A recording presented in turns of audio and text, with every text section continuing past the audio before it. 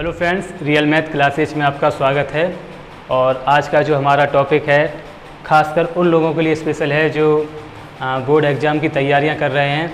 Specially ज़्यादा पूछा जाता है कि √2 या √3 अपरिमेय संख्याएं हैं, सिद्ध कीजिए कि √3 या √2 अपरिमेय संख्याएं। अगर हम बात करें CBSE की तो उसमें पूछा जाता है proof that √3 is a rational number, √2 is a rational number.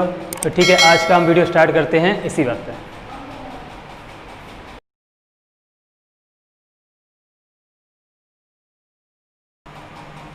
तो आइए देखते हैं हम √2 और √3 को अपरिमेय संख्या सिद्ध करना है।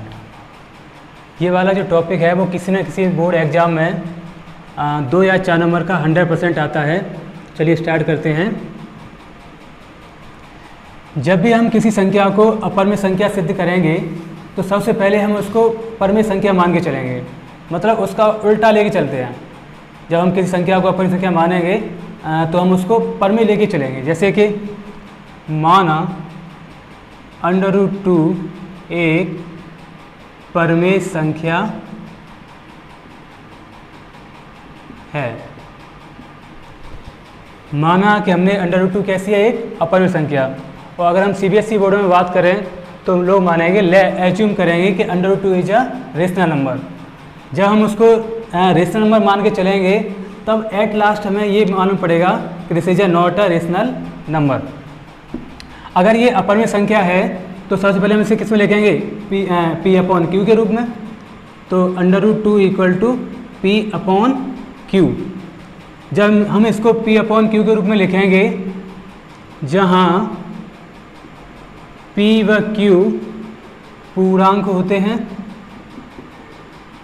और P व Q सहअभाज्य संख्याएं हैं।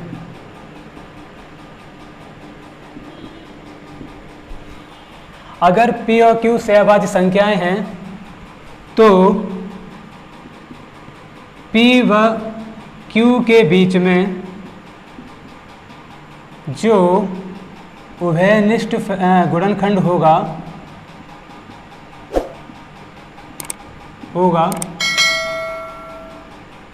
केवल एक। तो हम जानते हैं, जैसे कि मान लो P व Q हमारे पूर्णांक हैं और सहअभाज्य संख्याएं हैं। अगर हम √2 को P/Q में लिखते हैं तो P और Q सहअभाज्य संख्याएं हैं। और सहअभाज्य संख्याओं की खासियत ये होती है कि उनके बीच में जो कॉमन फैक्टर होता है, जो उभयनिष्ठ गुणनखंड होता है, वो केवल एक हो सकता है, एक के अलावा कोई दूसरा नहीं मिलेगा। ठीक है, तो हम अपना सवाल स्टार्ट करते हैं। P और Q कैसी संख्याएं हैं, सहअभाज्य संख्याएं हैं, और इनमें एक के अतिरिक्त कोई दूसरा गुणनखंड नहीं मिलेगा। ठीक है, जो इस सवाल का टर्निंग पॉइंट होता है वो यही होता है, सहअभाज्य संख्या है। अब हम क्या करेंगे, √2 = P/Q दोनों पक्षों का वर्ग करने पर,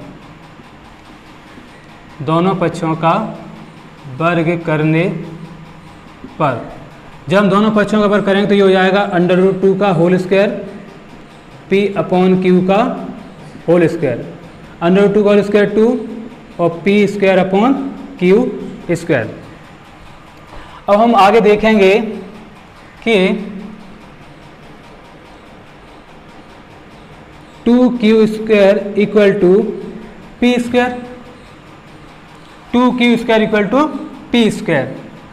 जब हम देखते हैं आगे कि Q² = P²/2, तो हम देखेंगे कि Q² = P²/2।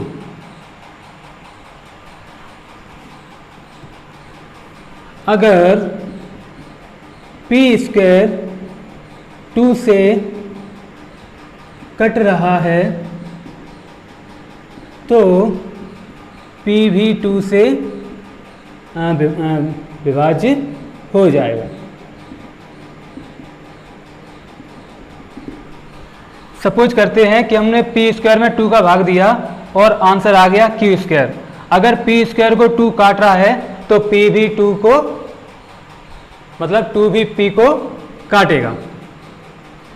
अब हम आगे बात करेंगे, अगर P ने 2 को काटा या भाग दिया तो मान लो कोई नियतांक आ गया k, क्या आ गया k। जब हमने p का 2 से भाग दिया तो हमारा आ गया k। अब हमने देखा कि p 2 से विभाज्य है,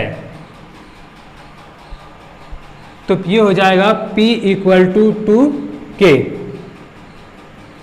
तो p का हमारा जो मान आया वो आया 2k।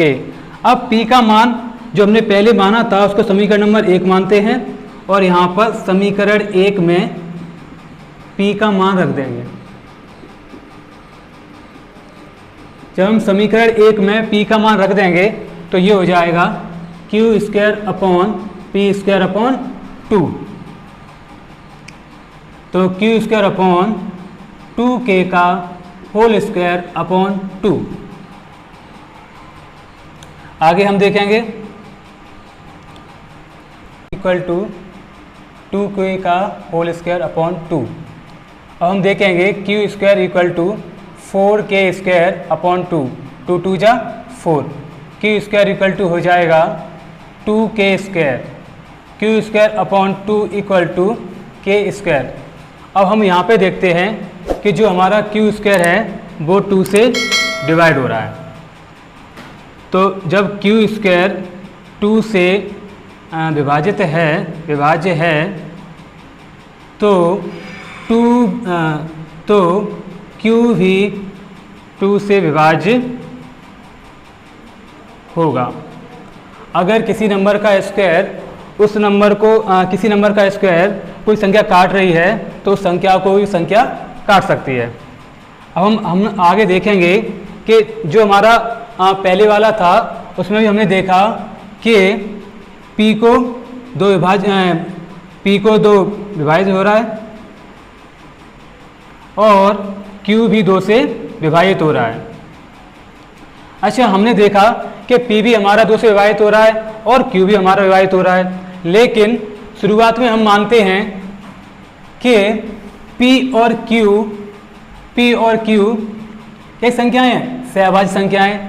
जब p और q सहभाज्य संख्याएं हैं तो इनमें एक के अतिरिक्त कोई दूसरा गुणनखंड नहीं आ सकता।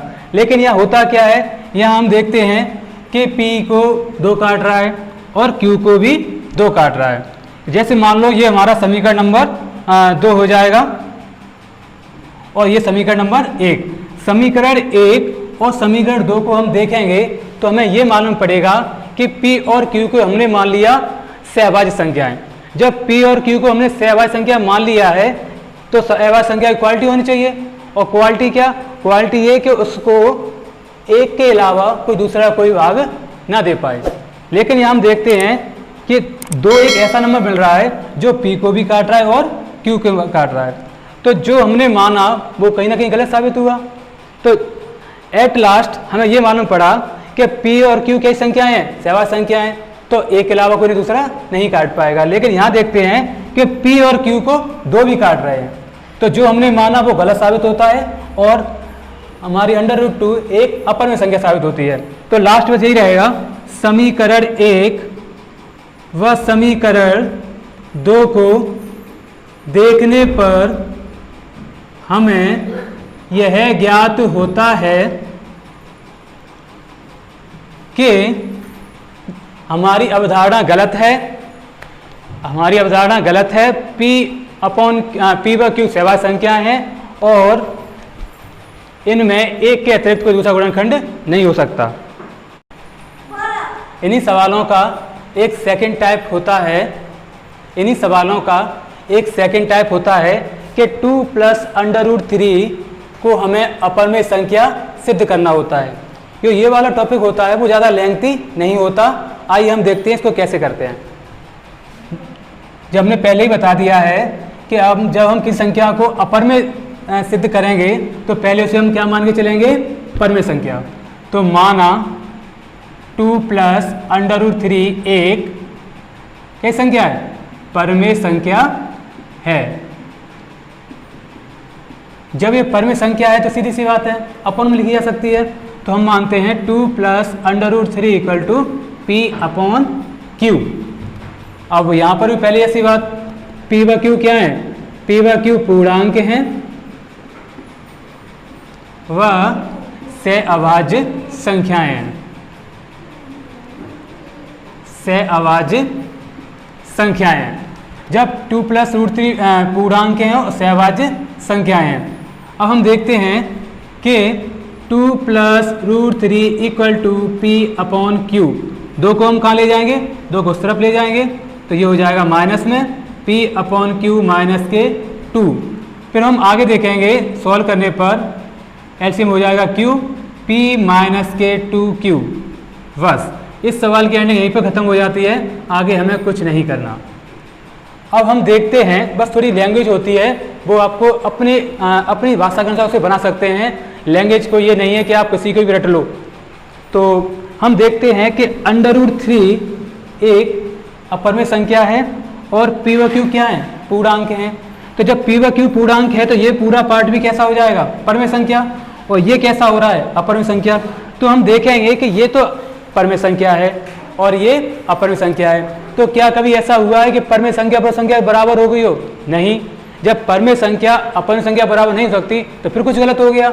जब कुछ गलत हो गया, क्या गलत हुआ, माना 2 + √3 एक पर में संख्या है। अतः एट लास्ट इसका निष्कर्ष यही आता है कि जो हमने माना वो गलत था, हमारी अवधारणा गलत थी। 2 + √3 एक अपर में संख्या है। और अगर आपको हमारा वीडियो अच्छा लगा हो तो इसे सब्सक्राइब जरूर करें, सब्सक्राइब करना ना भूलें।